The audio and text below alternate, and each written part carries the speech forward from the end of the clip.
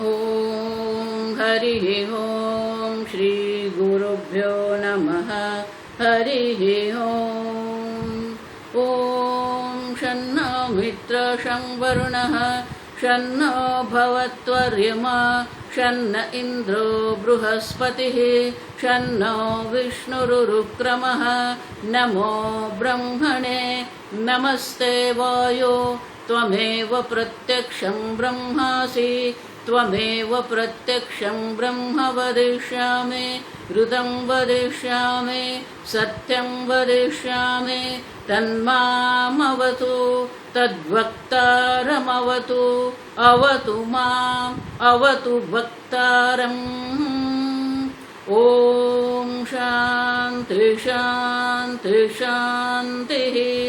ॐ सहना भवतु सहनौ भुनक्तु सह वीर्यं करवावहै तेजस्विनावधीतमस्तु मा विद्विषावहै। ॐ शान्ति शान्ति शान्तिः। सदाशिवसमारम्भां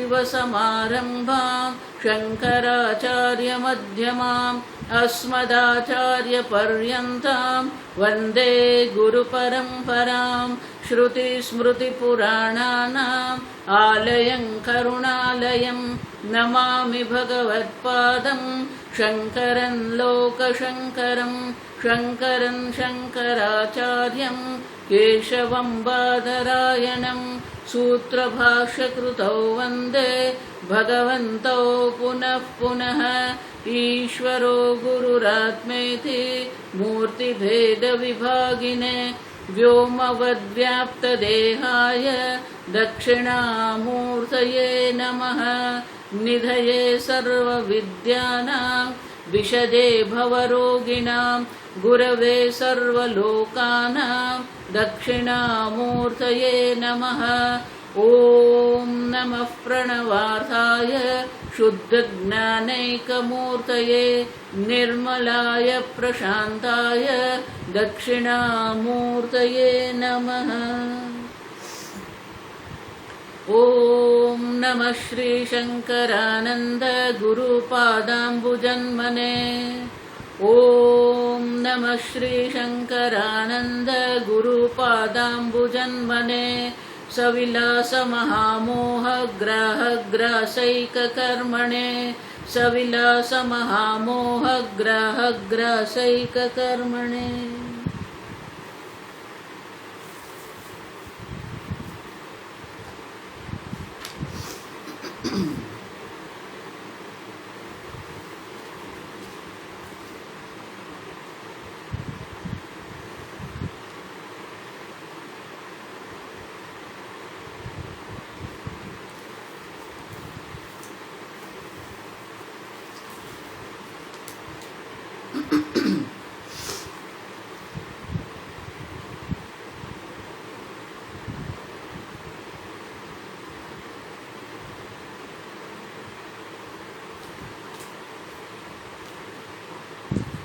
श्लोक नंबर 13।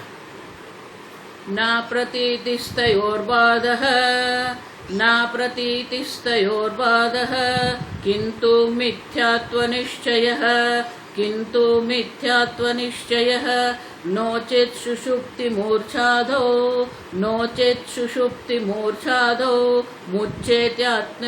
मुच्येतायत्नतो जनः मुच्येतायत्नतो जनः।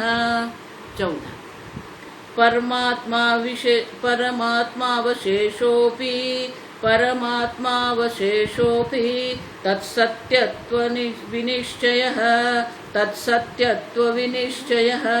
न जगद्विस्मृतिर्नोचेत् जीवन्मुक्तिर्न संभवेत्।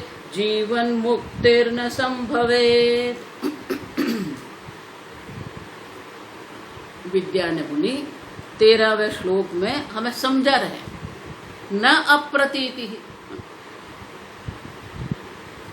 जगत की प्रतीति न होना, जगत न दिखना, जगत का अनुभव न होना, ये ब्रह्म ज्ञान नहीं है, ये जगत का बाध नहीं है। बाध मानी कि वो दिखता है, लेकिन उनकी जो सत्य बुद्धि है वो सत्य बुद्धि की निवृत्ति हो गई है। मिथ्यात्व निश्चय, ये मिथ्या है उसका निश्चय है।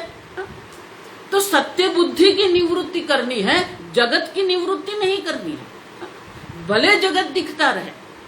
क्योंकि अगर आप ऐसा कहेंगे कि जगत न दिखना ब्रह्म ज्ञान है, जगत न दिखना उसका बाध है, जगत न दिखना मोक्ष है, तो विद्यायण मुनि कह रहे हैं कि सुषुप्ति मूर्छादो अयत्नतः मुच्येत।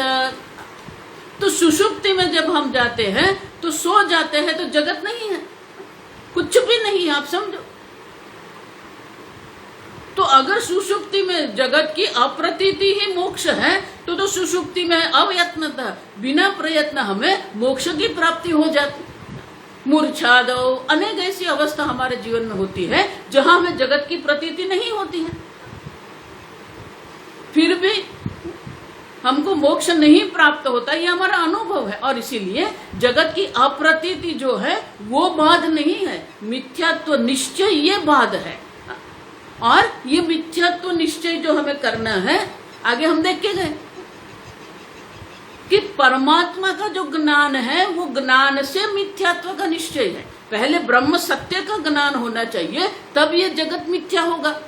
जब तक रस्सी का ज्ञान नहीं होता है तब तक, रस्सी मानी अधिष्ठान, अधिष्ठान के ज्ञान के बिना अध्यस्त का मिथ्यात्व का निश्चय संभव नहीं है। और इसीलिए आगे के श्लोक में कहते हैं परमात्मा अवशेष अपि। अब देखो आगे हम देख के गए, जो परमात्मा स्वात्मा एव अवशिष्यते। अब देखो एक बार जगत भाव जीव भाव बाधित हो जाता है, तो 12वें श्लोक में कहा हमें कि ये जो स्वात्मा एव शिष्यते, अवशिष्य जो रहता है वो तो आप ही है, आत्मा मानी आप। तो आप जो स्वात्मा स्वरूप आप जो है वही बाकी रहता है। और इसलिए आगे कहते हैं परमात्मा अवशेषोपि। परमात्मा मानी भगवान नहीं, परम मानी देश काल वस्तु अपरिच्छिन्न आत्मा, जो आप जो पूर्ण चैतन्य स्वरूप आत्मा है वही अवशेष है। और वो अवशेष ऐसा ही नहीं, सत्यत्व निश्चय, तत्सत्यत्व, एक ही सत्य है, ब्रह्म सत्यम, सत्यम ज्ञानम अनंतम ब्रह्म। जब तक ये आत्मा की सत्यता की निश्चय नहीं होता है, क्यों? क्योंकि वो आत्मा जिसको हम कह रहे हैं अभी वो चिदाभास से एक होके जीव बन के बैठा है।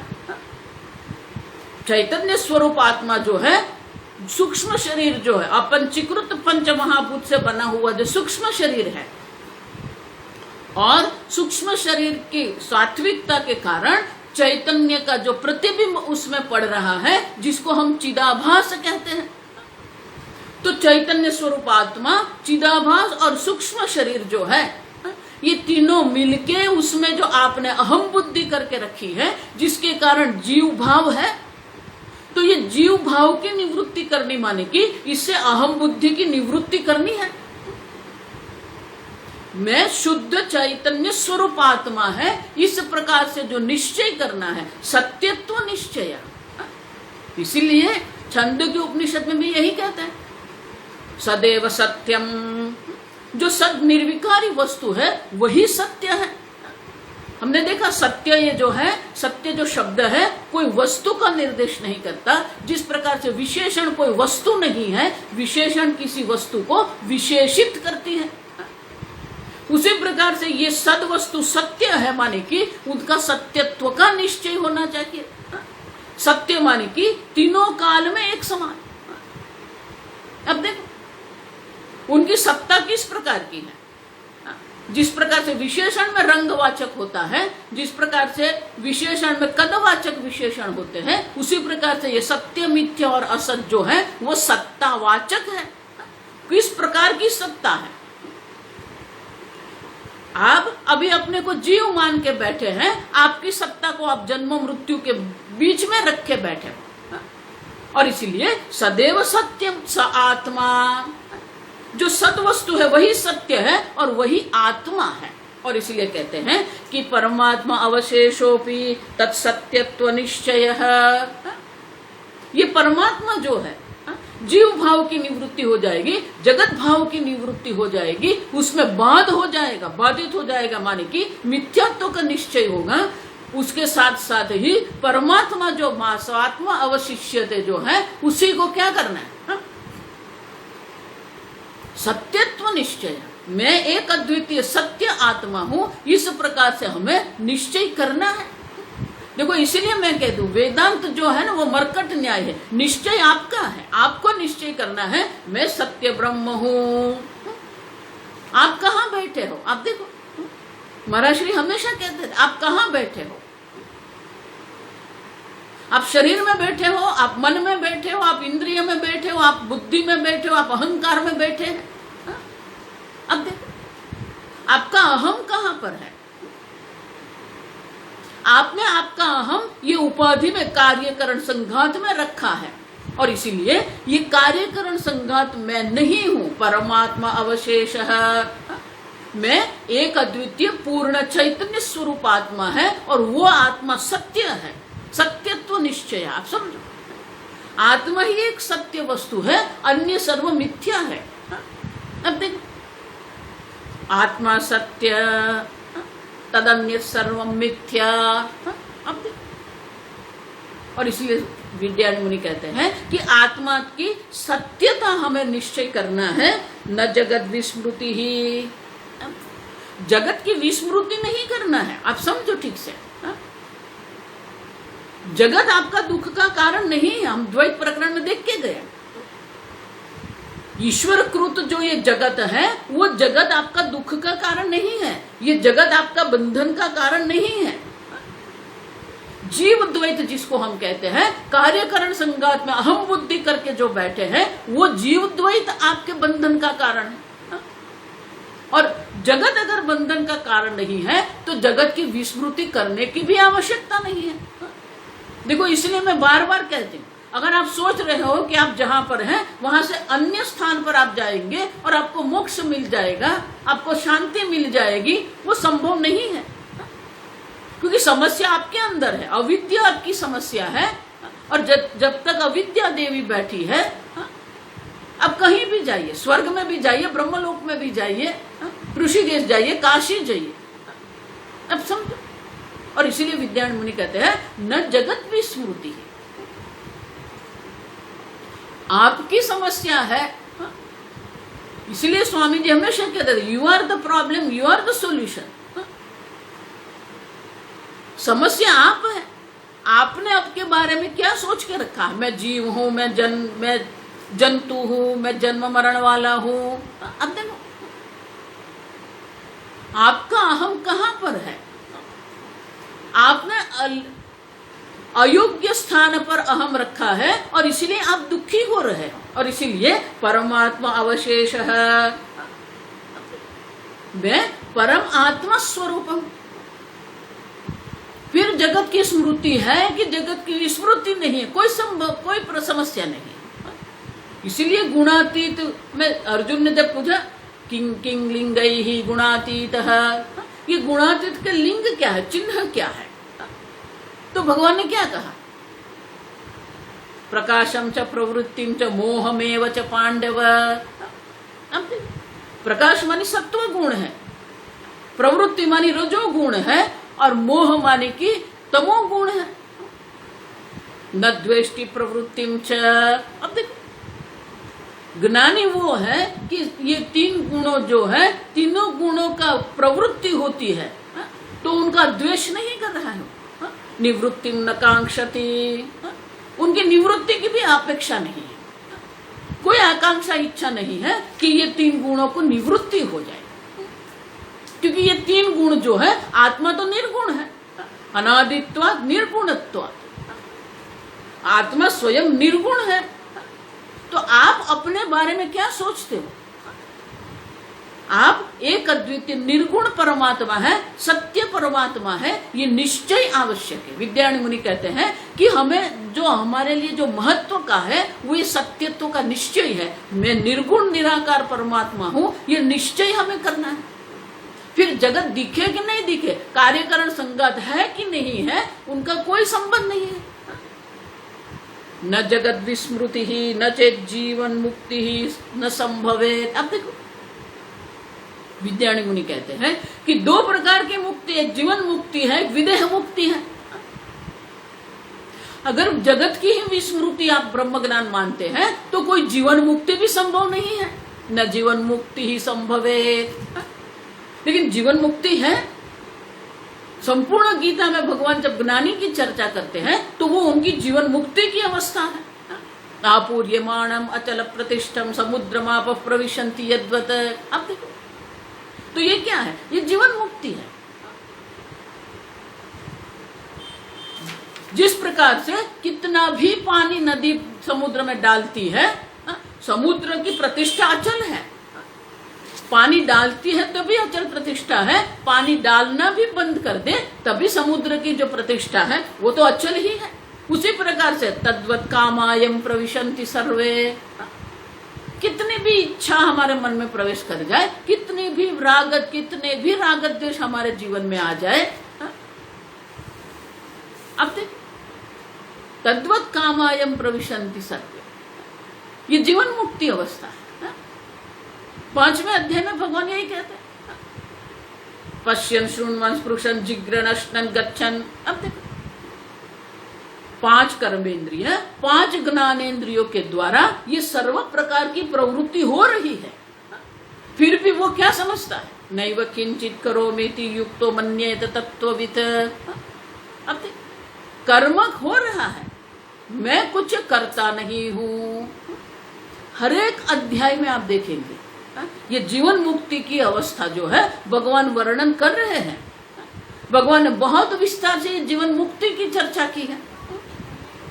और इसीलिए विद्यारण्य मुनि कहते हैं कि अगर आप कह रहे हैं कि जगत की विस्मृति ही ब्रह्म ज्ञान है तो कोई जीवन मुक्ति भी संभव नहीं है। लेकिन जीवन मुक्ति है, अब समझो, क्योंकि जगत आपका बंधन का कारण नहीं है। आप अपने बारे में क्या सोचते हैं वो आपका बंधन का कारण है। जीव द्वैत आपका बंधन का कारण है, जीव भाव आपका बंधन का कारण है। देखो इसलिए 2 शब्द है, एक जगत शब्द है, दूसरा संसार शब्द है। ईश्वर कृत जो द्वैत है वो जगत है और जीव कृत जो द्वैत है वो संसार है। तो संसार बाहर नहीं है, संसार आपके मन में है। आप सब पकड़ के बैठे हो, मैं स्त्री हूं, मैं पुरुष हूं, मैं मनुष्य हूं, मैं ज्ञानी हूं, मैं वकील हूं, मैं अज्ञानी हूं, मैं बुद्धू हूं। अब देखो वेदांत यही कहते हैं कि आप अपने बारे में क्या सोचते हो। जीवन मुक्ति ये है कि आप समझते हो मैं परम आनंद स्वरूप परमात्मा हूं। अब समझो किसी भी अवस्था हो आपकी, वो अवस्था जो है वो उपाधि की अवस्था है, कार्यकरण संघात की अवस्था है। और वो अवस्था में भी आप आनंद स्वरूप आत्मा है। पूज्य स्वामी जी हमेशा हमको कहते थे कि रोते रोते भी आप कह सकते हो मैं आनंद स्वरूप हूं, क्योंकि मैं रोता नहीं, मन रो रहा। प्रजहाति यदा कामान सर्वान पार्थ मनोगत। जो भी कामनाएं हैं वो सब कामनाएं तो मन में है, आत्मा तो निर्गुण निराकार है। और इसीलिए विद्यारण्य मुनि कहते हैं कि परमात्मा स्वरूप का सत्यत्व का निश्चय होना चाहिए। और ये जगत है, ये जीव भाव जो है वो मिथ्या है, वो मिथ्यात्व का निश्चय आवश्यक है। सत्यत्व का निश्चय भी होना चाहिए, मिथ्यात्व का निश्चय भी होना चाहिए। और कल जैसे मैंने कहा ये युगपत है। एक बार मैं सत्य स्वरूप आत्मा हूं जान लिया, अपने आप ही ये जगत मिथ्या है। मिथ्या मानी कि वो बाधित हो जाएगा, उनकी कोई सत्यता नहीं रहेगी। मृत्यु के तेव सत्यम। अब समझो भगवान बार बार यही कह रहे हैं कि अर्जुन ब्रह्म ज्ञान जो है और ये युद्ध है कोई संबंध नहीं है। कर्म और ब्रह्म ज्ञान का कोई संबंध नहीं है। आप समझो ठीक से। आप कितने भी कर्म करते रहो, कर्मणि अकर्म यः पश्येत्। अब कर्म करते हुए भी वो अकर्मणी है। क्यों? मैं अकर्ता आत्मा हूं, कोई कर्तृत्व नहीं है। तो कर्तृत्व जो है वो कर्तृत्व जो है वो अहंकार में, जो मन में जो कर्तृत्व है, आत्मा में कोई कर्तृत्व नहीं है। मन में भोक्तृत्व है लेकिन आत्मा में कोई भोक्तृत्व नहीं है। और इस प्रकार से जन्म मृत्यु, मान अपमान, कर्तृत्व भोक्तृत्व, ये उपाधि के गुण है। आत्मा तो निर्गुण है। और इसलिए कहते हैं इस प्रकार से जो सत्यत्व का निश्चय है, मिथ्यात्व का जो निश्चय है, उसी को जीवन मुक्ति कहते हैं। लेकिन अगर जगत की विस्मृति की आप चर्चा कर रहे हैं तो फिर जीवन मुक्ति होगी ही नहीं। लेकिन ये ईश्वर कृत जो जगत है, ये ईश्वर कृत जगत में ये व्यवस्था है। आप समझो, ये व्यवस्था जिस प्रकार के संसारी के लिए व्यवस्था है, वो कर्म करते हैं और कर्म से जो कर्म फल प्राप्त होता है, वो कर्म फल भोगने के लिए अनेक प्रकार की योनियां उसको प्राप्त होती है। ये कर्म की व्यवस्था है, ये कर्म का सिद्धांत है। लेकिन वही संसार में जिसको ये संसार से छूटना है, जिसको मोक्ष की इच्छा है, उनके लिए भी भगवान ने व्यवस्था करके रखी है। संसारी के लिए जो व्यवस्था है, उसी प्रकार से जो साधक है, जो मुमुक्षु है, उनके लिए भी भगवान ने जगत में ही व्यवस्था करके रखी है। गुरु कहते हैं, शिष्य कहते हैं, शास्त्र विचार जिसको हम कहते हैं, भक्ति कहते हैं, कर्मयोग, ये सब जो है वो भी जगत के अंतर्गत ही है। इसलिए मैं कहती हूं, माया को हमेशा आप नकारात्मक भाव से मत लो। संसारी के लिए माया नकारात्मक है, साधक के लिए तो माया अनुकूल है, क्योंकि माया के अंतर्गत ही ये सब है। माया शक्ति से परमात्मा ने ये जगत बनाया है, तो माया शक्ति से ही भगवान ने ये जगत से छूटने के लिए, मोक्ष के लिए भी व्यवस्था रखी है। लेकिन वो व्यवस्था का उपयोग करना वो आपके हाथ में है। आपको शास्त्र श्रवण नहीं करना है तो भगवान कुछ नहीं कर सकते। आपको मोक्ष की इच्छा नहीं है तो भगवान कुछ नहीं कर सकते। ये यथा माम प्रपद्यन्ते तांस तथैव भजामि। जिस प्रकार से आप मेरे सामने आएंगे, उसी प्रकार से मैं आपको आपके कर्म फल देता हूं। वेदांत आपके निश्चय पर है, आप समझो। आपको मोक्ष की इच्छा है तो सब है। माया शक्ति के द्वारा ये व्यवस्था है। ये व्यवस्था का उपयोग करना का नहीं करना वो आपके हाथ में है, वो भगवान के हाथ में नहीं है। इसलिए मैं बार बार कहती हूँ, वेदांत मरकट न्याय है। बच्चे को माँ के पकड़ कर रखना पड़ता है, माँ बच्चे को नहीं पकड़ती है। और इसीलिए वेदांत सबको वेदांत में क्यों रुचि नहीं होती है? क्योंकि उनका निश्चय ही नहीं है। ये संसार में ही उनको आनंद आ रहा है, ये संसार में ही उनको रहना है। ये मेरा धन है, ये मेरा घर है, ये मेरा पुत्र है, उसी में हम रहते हैं। उससे छूटने की बात हम करते ही नहीं है। और इसलिए कहते हैं कि मिथ्यात्व का निश्चय भी आपको करना है, सत्यत्व का निश्चय भी आपको ही करना है। आप अपने बारे में क्या सोचते हो, दूसरे आपके बारे में क्या सोचते हैं, उनका कोई संबंध नहीं है। आप समझो, मनोचिकित्सक की दृष्टि से, साइकोलॉजिस्ट की दृष्टि से भी आप देखेंगे तो वही है। हमेशा हम हमारी बुद्धि को ज्यादा यही लगाते हैं, दूसरे हमारे बारे में क्या सोचते हैं। आप समझो, दूसरा क्या सोचता है उसे हमें कोई संबंध नहीं है। आप अपने बारे में क्या सोचते हो?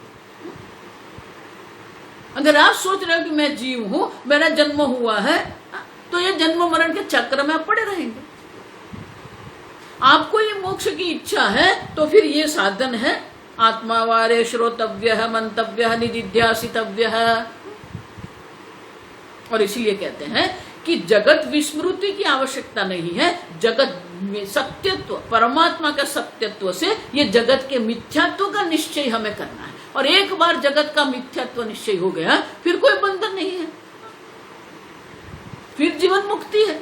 लेकिन अगर जगत की विस्मृति आप अगर कहते हैं तो फिर विद्यार्थी कहते हैं जीवन मुक्ति कभी भी संभव नहीं है। लेकिन जीवन मुक्ति है, हम जीवन मुक्ति को देख रहे हैं। शंकराचार्य जी का एक ग्रंथ जीवन मुक्ति विवेक, जीवन मुक्ति किसका है? स्वराज्य सिद्धि ही, इष्ट सिद्धि। अब देखो ये सिद्धि ग्रंथ जो है वो सब जीवन मुक्ति की बात करते हैं। इष्ट सिद्धि, स्वराज्य सिद्धि ही, महात्मा यही चर्चा करते कि जीवन मुक्त का जीवन कैसा है। जो भी भगवान ज्ञानी की चर्चा करते हैं, दूसरे अध्याय में स्थित प्रज्ञ की लक्षण जो भगवान ने बताए, चौथे अध्याय में, 5वें अध्याय में भगवान ने ज्ञानी की चर्चा की है। कर्मण्य भी प्रवृत्तो भी नैव किंचित करो, कितने भी आप कर्म करते रहो, लेकिन आपका निश्चय है मैं अकर्ता अभोक्ता आत्मा हूं, तो मैं कोई कर्म नहीं कर रहा। अब और इसीलिए कर्म का अगर आप त्याग कर रहे हैं, जगत का आप त्याग समझते हो, जगत की विस्मृति को आप मोक्ष समझ रहे हो, तो वो नहीं है। आपके परमात्मा का सत्यत्व का जो निश्चय है, जगत का जो मिथ्यात्व का निश्चय है, वो जीवन मुक्ति है, वो मोक्ष है। जगत को छोड़ के आप जाएंगे तो कहां जाएंगे? ऋषिकेश भी संसार के अंदर का थे। मैं पहले से कहते आई हूं कि आपके घर में 5 व्यक्ति का संसार है, आश्रम में जाएंगे 500 लोगों का संसार है, वो भी संसार ही है। वहां भी खाना है, पीना है, बिजली का बिल भरना है, पानी है, सब वहां पर भी वही है। अब समझो ठीक। और इसलिए कहते हैं कि जगत की विस्मृति नहीं करना है, जगत से भागना। देखो अर्जुन भी सोच रहा था न योद्ध से गोविंद, भगवान मैं नहीं युद्ध करूंगा। अरे आपके सामने जो परिस्थिति है, वो परिस्थिति को आप स्वीकार लो। परिस्थिति का विरोध करके आपको कुछ प्राप्त नहीं होगा। और इसीलिए कहते हैं कि जगत की विस्मृति नहीं करना है, जगत के मिथ्यात्व का निश्चय करना है। परमात्मा मानी आप सत्य स्वरूप आत्मा है, ये निश्चय आपको करना है। और इसीलिए कहते हैं कि इस प्रकार से जब निश्चय होता है कि मैं सत्य स्वरूप आत्मा हूं, तो ये जगत मिथ्यात्व निश्चय भी हो जाएगा। युगपद है, साम्यल्टन्य से आप एक काल में ही ये होता है। तो ये जो विद्या है, हमने देखा विद्या लभ्येत विचारणात्, शास्त्र विचार से ही हमें ये विद्या की प्राप्ति होगी, और विद्या से ही अविद्या की निवृत्ति होगी। अविद्या की निवृत्ति हो जाएगी तो भ्रांति और जो सत्यत्व बुद्धि जो है जगत में, उसकी भी निवृत्ति हो जाएगी। तो अब जब हम शास्त्र श्रवण कर रहे हैं, शास्त्र विचार हम जब करते हैं, तो क्या होता है? इसलिए आगे के श्लोक में विद्यारण्य मुनि समझाते हैं।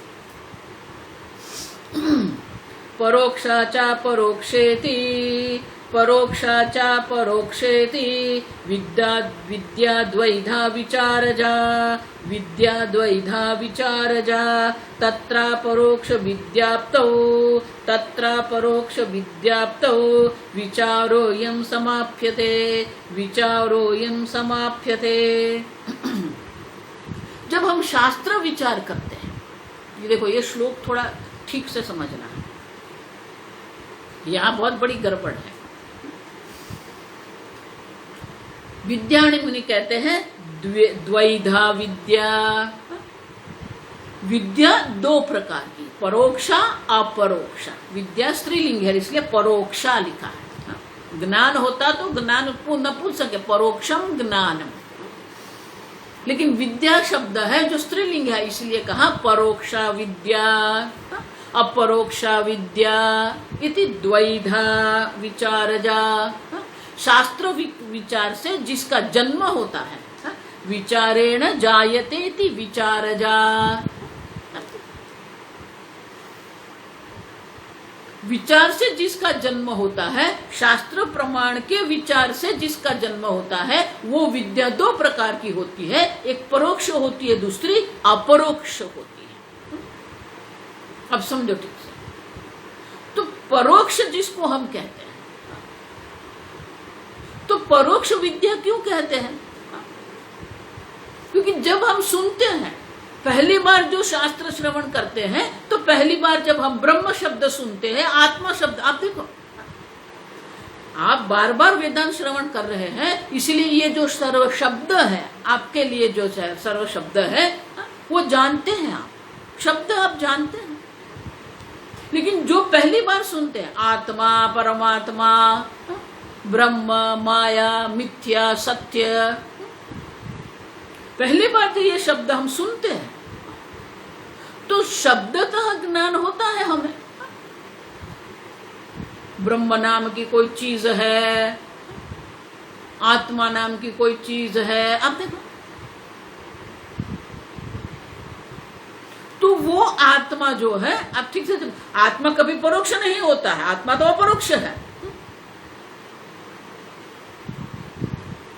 प्रमाण के आधारित ज्ञान के भी नाम है प्रत्यक्ष ज्ञानम। पांच इंद्रियों द्वारा आपको जो ज्ञान होता है, जो इंद्रियों के सामने है, प्रत्यक्ष, तो वो ज्ञान जो है उसको प्रत्यक्ष ज्ञान कहते हैं। पांच इंद्रियों के द्वारा जो सीधा सीधा हमें ज्ञान होता है, उसे हम प्रत्यक्ष ज्ञान कहते हैं। जो हमारे इंद्रिय के सामने नहीं है, लेकिन हमारा जो प्रत्यक्ष ज्ञान है, वो प्रत्यक्ष ज्ञान के आधार पर हमें जिसका ज्ञान होता है, उसे हम परोक्ष ज्ञान कहते हैं। देखो, इसलिए मैंने कहा ये थोड़ा गड़बड़ है। अब आत्मा जो है, आत्मा न परोक्ष है न प्रत्यक्ष है। जो प्रत्यक्ष भी नहीं है, जो परोक्ष भी नहीं है, उसी को हम अपरोक्ष कहते हैं। आत्मा न प्रत्यक्ष है, आत्मा न परोक्ष है। आप समझो, आत्मा न इंद्रिय के सामने है, आत्मा न इंद्रिय से दूर है। सर्वेंद्रिय गुणाभासम सर्वेंद्रिय विवर्जितम, आत्मा क्या है? सर्वे इंद्रियों को प्रकाशित करने वाले वो, चक्षु को चक्षु बनाने वाला वो चैतन्य स्वरूप आत्मा है। कर्णेंद्रिय को कर्णेंद्रिय बनाने वाला वो आत्मा है। अब समझो, पांच इंद्रियों से जो ज्ञान होता है उसे हम प्रत्यक्ष कहते हैं। प्रत्यक्ष ज्ञान के आधार पर हमारे पास जो माहिती आती है, उसका जो हमें ज्ञान होता है, उसे हम परोक्ष ज्ञान कहते हैं। लेकिन आत्मा न तो प्रत्यक्ष है न परोक्ष है, अपरोक्ष है। तो परोक्ष जो है और प्रत्यक्ष जो है, अब यहां जो परोक्ष शब्द का प्रयोग किया है, अब समझो ठीक से, जब आत्मा स्वयं अपरोक्ष है, तो फिर आत्मा का परोक्ष विद्या क्यों कहते हैं? परोक्षा विद्या क्यों कहा विद्यारण्य मुनि ने? ये गलती नहीं है, आप समझना, हमारी समझ में गलती है। पहली बार जब हम ये शब्द सुनते हैं, आत्मा नाम की कोई चीज है, ब्रह्म नाम की, तो वो हमारे लिए क्या होता है? परोक्ष जैसा होता है। परोक्ष नहीं है, परोक्ष जैसा होता है। आप ठीक से समझना, क्योंकि जो प्रत्यक्ष प्रमाण से ज्ञान होता है उसे प्रत्यक्ष ज्ञान कहते हैं। परोक्ष प्रमाण से जिसका ज्ञान होता है उसे हम परोक्ष ज्ञान कहते हैं। लेकिन आत्मा स्वयं अपरोक्ष है, साक्षात अपरोक्षत्वात्। अब देखो, तो प्रत्यक्षेण अनुमित्या वा यस्तु उपाय न विद्यते। जिस वस्तु का ज्ञान हमें प्रत्यक्ष प्रमाण से नहीं होता है, जिस वस्तु का ज्ञान हमें परोक्ष प्रमाण से नहीं, अनुमान माने परोक्ष प्रमाण, वेदेन विन्दन्ति तस्माद् वेदस्य वेदता, उसका ज्ञान हमें वेद से होता है, वेद प्रमाण से होता है। माने कि जिस प्रकार से प्रत्यक्ष प्रमाण परोक्ष प्रमाण है, उसी प्रकार से शब्द प्रमाण भी है। आप समझो। और शब्द प्रमाण की विशेषता क्या है? शब्द प्रमाण की विशेषता ये है कि अगर वस्तु प्रत्यक्ष है तो वो प्रत्यक्ष ज्ञान कराएगा, शब्द पर वस्तु परोक्ष है तो आपको परोक्ष ज्ञान होगा। ये शब्द प्रमाण की विशेषता है। आपके सामने कोई व्यक्ति खड़ी है, आपने कुछ बहुत सुना है, ये ऐसा है, ये वैसा है, सब सुना है आपने,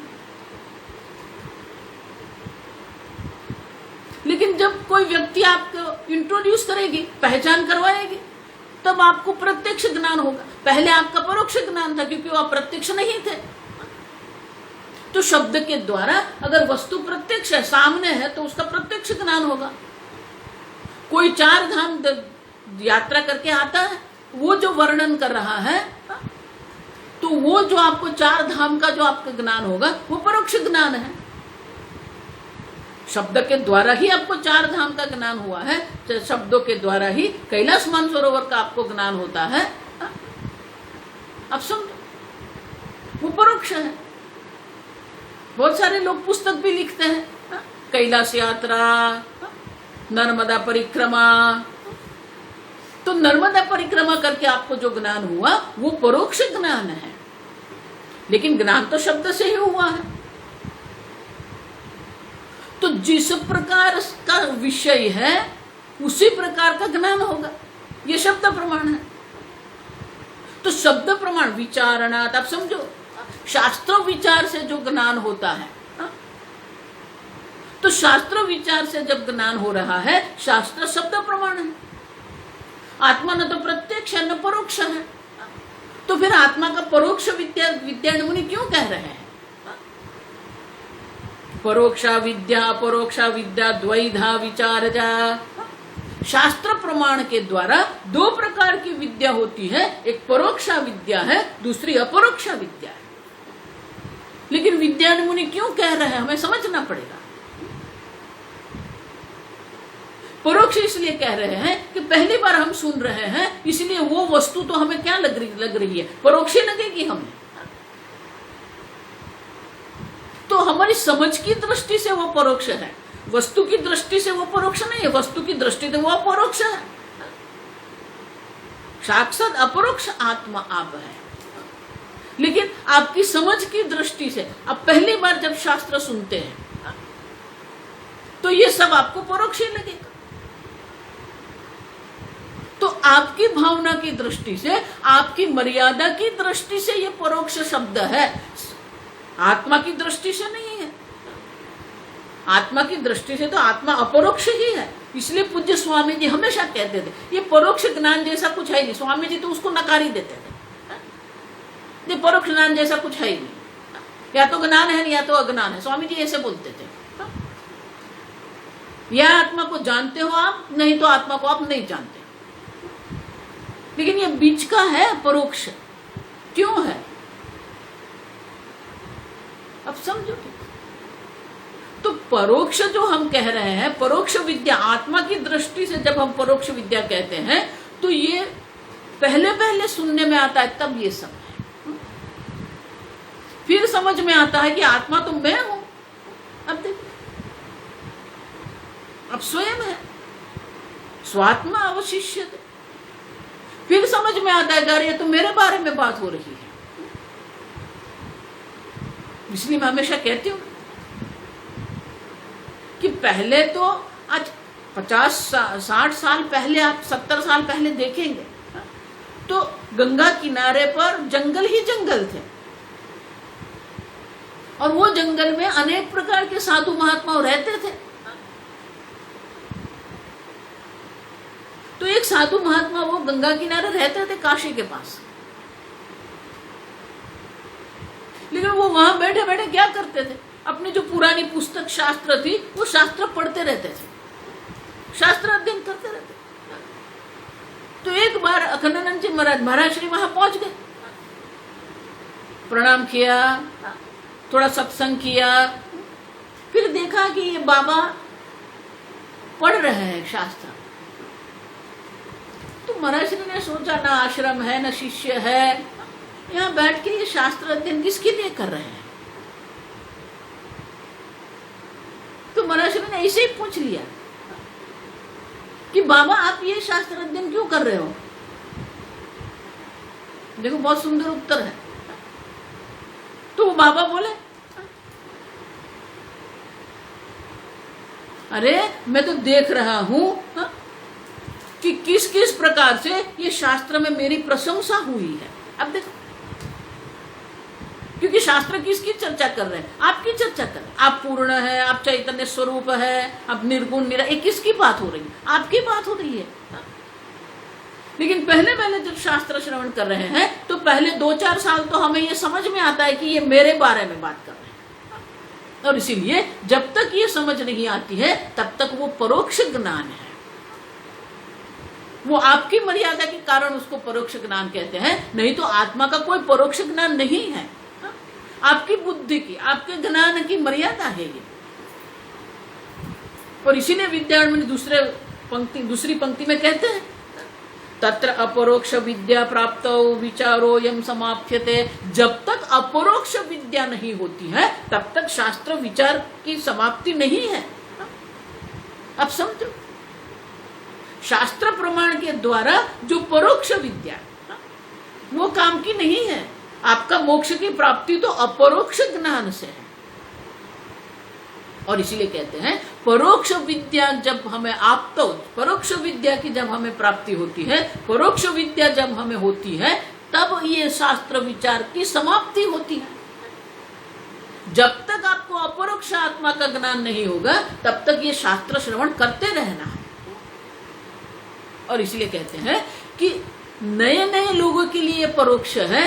फिर ये हम समझते हैं कि किसकी बात कर रहे हैं गुरु जी, आपकी बात कर रही हूं मैं आपकी उपाधि की बात नहीं कर रही, मैं आपकी बात कर रही हूं। आप समझो ठीक से। इसलिए मैं कहती हूं कि शास्त्र प्रमाण क्यों आवश्यक है। अगर मुझे रसायन शास्त्र पढ़ना है तो मेरे सामने ये पुस्तक होना चाहिए जिसमें रसायन की बात हुई है। अगर मुझे गणित शास्त्र पढ़ना है तो मेरे सामने वो पुस्तक होना चाहिए जिसमें गणित की चर्चा है। मुझे समाज विद्या पढ़ना है तो मेरे सामने वो पुस्तक होना चाहिए जिसमें समाज विद्या की चर्चा है। और जब मुझे आत्मज्ञान प्राप्त करना है, ब्रह्म ज्ञान प्राप्त करना है, तो मेरी सामने वो पुस्तक होनी चाहिए, वो शास्त्र होना चाहिए जिसमें यह आत्मा और ब्रह्म की चर्चा है, जिसे हम उपनिषद कहते हैं। अब समझो ठीक से। शास्त्र प्रमाण की आवश्यकता है क्योंकि शास्त्र ही आत्मा और परमात्मा की चर्चा करते हैं, और शास्त्र प्रमाण से ही विचारणा जायते विद्या। आप समझो, शास्त्र विचार से, प्रमाण विचार से ही ये ब्रह्म ज्ञान की प्राप्ति होती है, और कोई उपाय नहीं। आप समझो, आपको जितना भी योग करना है करो, जितना भी ध्यान करना है करो, जितना भी आपको करना है करते रहो। कल हमने देखा, परसों हमने देखा, कर्म अविद्या का विरोधी नहीं है। कर्म से अविद्या की निवृत्ति नहीं होती है। आपकी समस्या आप अपने बारे में नहीं जानते हो, आपके स्वरूप का ज्ञान आपको नहीं है। मैं सत हूं, मैं चित हूं, आप जानते हो। मैं हूं, आप जानते हो। मैं चैतन्य हूं, वो भी आप जानते हो। लेकिन आपके जो सत्य मानी आपकी सत्ता को आपने काल में मर्यादित करके रखी है। आपके चैतन्य को ये उपाधि में मर्यादित, देशतः मर्यादित करके आपने रखा है। अब समझो ठीक से, काल में मर्यादित आप हो गए। अब देखो, देश में आप मर्यादित हो गए, वस्तुतः आप मर्यादित हो गए। मैं मनुष्य हूं, मैं स्त्री हूं। अब तो आपने आपके बारे में देशतः, कालतः, वस्तुतः मर्यादित अभिप्राय बना के रखा है। सत चित, सत को काल में मर्यादित करके रखा है, चित को देश में मर्यादित करके रखा है। और इसीलिए शास्त्र को कहना पड़ता है सत्यम ज्ञानम अनंतम ब्रह्म। अब वो अनंत आनंद स्वरूप आत्मा है, ये ज्ञान के लिए शास्त्र आवश्यक है। आप अगर समझते हो कि मैं समाधि में जाऊंगा और मैं अनंत ज्ञान स्वरूप, नहीं होगा। ऐसे अविद्या की निवृत्ति नहीं होती। और इसलिए आगे कहा विद्या निवर्तते, विद्या आत्मविद्या के द्वारा ही ये अविद्या की निवृत्ति होती है। और आत्मविद्या जो है विचारणात् लभ्यते, शास्त्र विचार से, शास्त्र प्रमाण के द्वारा ही अपरोक्ष ज्ञान होता है। तो जब तक आपको अपरोक्ष ज्ञान नहीं होता है तब तक आपको ये चिंतन, शास्त्र चिंतन करते रहना है। देखो तैत्तिरीय उपनिषद में शिक्षावल्ली में कितनी बार कहा है, स्वाध्याय प्रवचनाभ्याम न प्रमदितव्यम, दमश्च स्वाध्याय प्रवचनाभ्याम, क्षमश्च स्वाध्याय प्रवचनाभ्याम, अतिथयश्च स्वाध्याय प्रवचनाभ्याम। अब देखो कितनी बार, क्यों? क्योंकि स्वाध्याय और प्रवचन आपका जीवन होना चाहिए। जिस प्रकार से भोजन आपका जीवन है उसी प्रकार से शास्त्र चिंतन आपका जीवन बनना चाहिए। उसको शास्त्र वासना कहते हैं। जिस प्रकार से विषय वासना हमारे मन में है उसी प्रकार से शास्त्र वासना बनानी पड़ती है। बार बार शास्त्र श्रवण करते रहना। 1 कलाक सुन लिया, 2 दिन सुन लिया,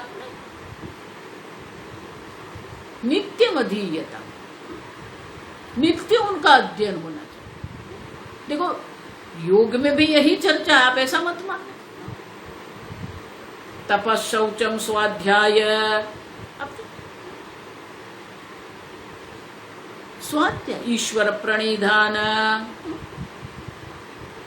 स्वाध्याय माने शास्त्र अध्ययन करना है रोज। ईश्वर प्रणिधान माने हर रोज भक्ति चाहिए। आप समझो, भक्ति और शास्त्र अध्ययन का कोई विकल्प नहीं है। It has to become part and partial of your life. ये आपका जीवन बनना चाहिए। लेकिन हम क्या करते हैं? शास्त्र हमारे लिए ऑप्शन है, वैकल्पिक है। वो वैकल्पिक नहीं है, भक्ति वैकल्पिक नहीं है। आप समझो, भक्ति भी हर रोज होनी चाहिए, शास्त्र अध्ययन भी हर रोज होना चाहिए। इसलिए विद्यारण्य मुनि कहते हैं जब तक अपरोक्ष ज्ञान नहीं होता है तब तक विचार करना है। विचारो यम समाप्यते, अपरोक्ष ज्ञान होता है तब ये शास्त्र विचार का अंत आता है।